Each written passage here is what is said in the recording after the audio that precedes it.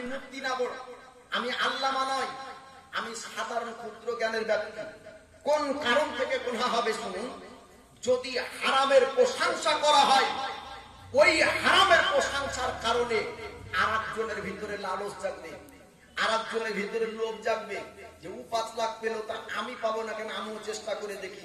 আরেকজনকে আপনার এলানের মাধ্যমে হারাম পথে ঠেলে দেওয়া হবে। এর জন্য হারামের প্রশংসা করাও হবে।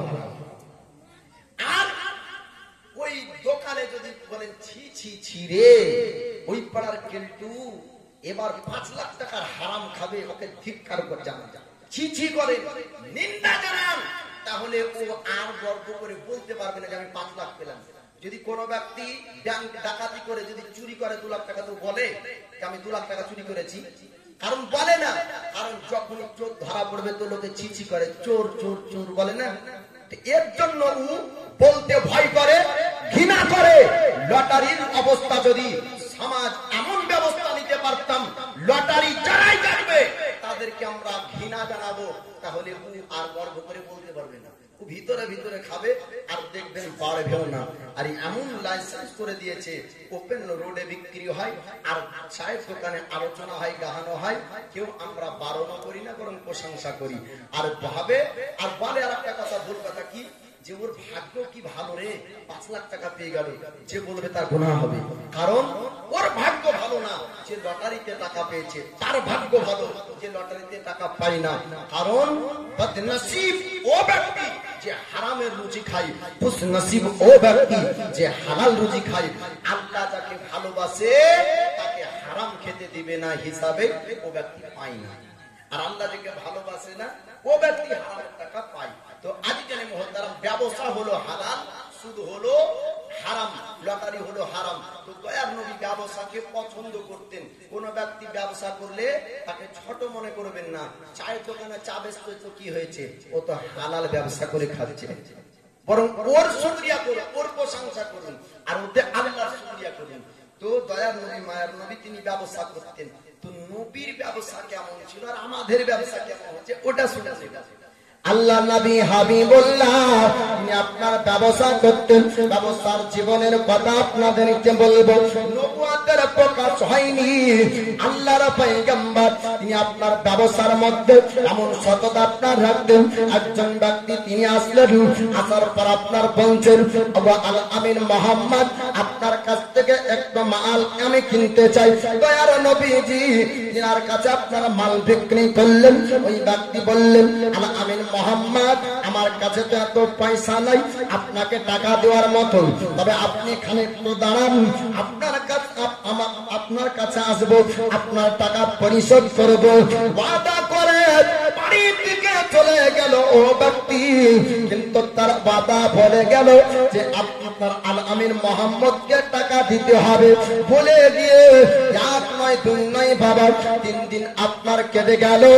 আল্লাহ নবী ইমামুল আম্বিয়া দয়ার মুস্তাফা ওই জায়গায় 3 দিন পর্যন্ত আপনার দাঁড়িয়ে আছেন। ওই ব্যক্তির ওয়াদা আপনার ভুলে যায়। ওই ব্যক্তি ফেরার পথে রাস্তায় দয়ার নবীকে দেখতে পায়। আর দেখার পরে আপনার জিজ্ঞেস করে, ও আল আমিন মোহাম্মদ আপনি কি বাড়ি যাননি? তখন দয়ার নবী রাগ করলেন না, বরং আপনার করলেন না, উপরমে যাত দেখালেন না। দয়ার মুস্তাফা আমরা যদি হতাম আর উপর একটা ব্যবস্থা নিতাম, সেই ব্যক্তিকে আঘাত করতাম, আমাদের মুখে গালি বের হতো, আমাদের মুখে আপনার উঁচু আওয়াজ বের হতো। আমার রাসূলুল্লাহ বললেন, ও ব্যক্তি শোনো শোনো, তুমি যখন আমাকে বলেছো আমি বাড়ি থেকে টাকা আনবো, এর জন্য আমি দাঁড়িয়েছিলাম।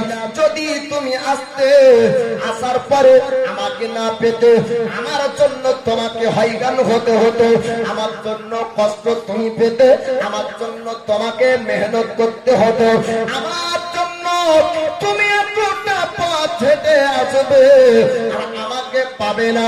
এর জন্য আমি 1 নয় 2 নয়, আমি মোহাম্মদ 3 দিন 3 রাত পর্যন্ত কাটিয়ে দিলাম।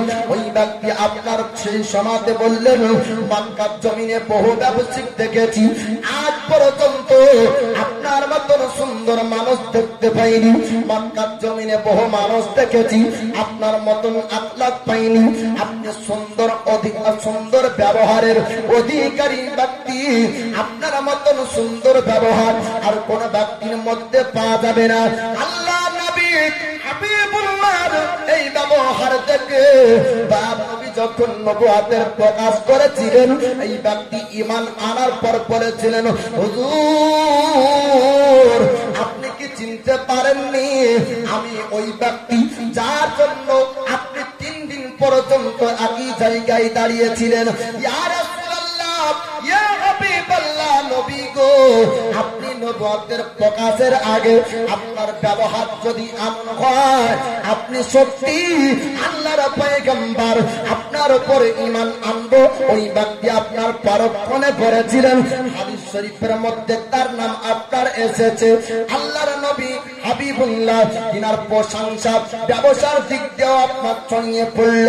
যতজন ব্যক্তি নবীর সঙ্গে ব্যবসা করেছিল, তারা সবাই বলেছিল, আল আমিন মুহাম্মদের মতন ব্যবসাতে সততা কারো মধ্যে পাওয়া যাবে না। আল আমিন মুহাম্মদের মতন অন্য কোন ব্যক্তিকে পাওয়া যাবে না। সবাই আপনার প্রশংসা দয়াল নবীর করে। আল্লাহর নবী আপনার নবুয়তের প্রকাশ করার পূর্বে পবিত্র ঘর কাবার আপনার মেরামত করেছিলেন, কাবাকে সুন্দর করে আপনার বানিয়েছিলেন।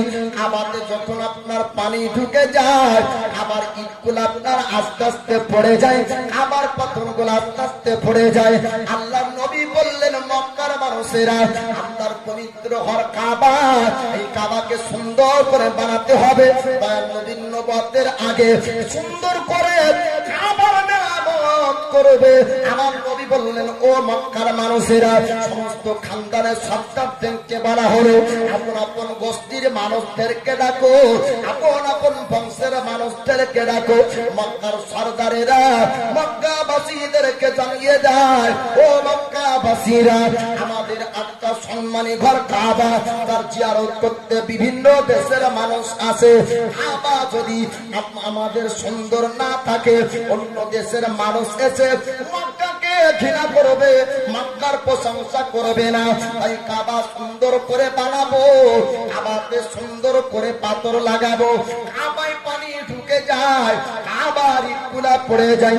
মক্কার বাসীদেরকে ডাক দেওয়া হলো, পুরো মক্কাবাসীরা তারা কাবার কাছে আসলো। আল্লাহর নবী বললেন, ও মক্কাবাসীরা, সুন্দর করে তোমরা পাথর আনো। সুন্দর সুন্দর পাথর আনা হলো। আমার দয়াল নবী বললেন, কাবাকে সুন্দর করে মেরামত করো, বানাও। কাবাটা আপনার পাথর চাপাই, কাবায় আপনার পাথর চাপাই। হিংসা কারো মধ্যে নাই, কারো মধ্যে রাগ নাই। আল আমিন ডাক দিয়েছে, আল আমিনের ডাকে সবাইকে চলতে হবে। কেন না আজ পর্যন্ত মোহাম্মদ কোন খারাপ জায়গায় ডাকেনি, আজ পর্যন্ত কোনদিন মোহাম্মদ খারাপ কিছুর জন্য কাউকে হুকুম করেনি। মোহাম্মদ যেহেতু ডেকেছে ভালোর জন্যই ডাকবে। কাবাকে সুন্দর করে বানাতে হবে, কাবার কাজ সবাই মিলে করলো।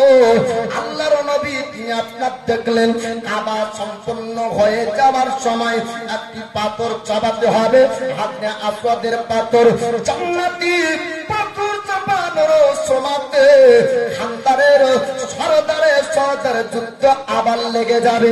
আর খানদানের সর্দার বলে, আমি এটাকে চাপাবো, আর একজন বলে আমি চাপাবো, আর একজন বলে আমি চাপাবো।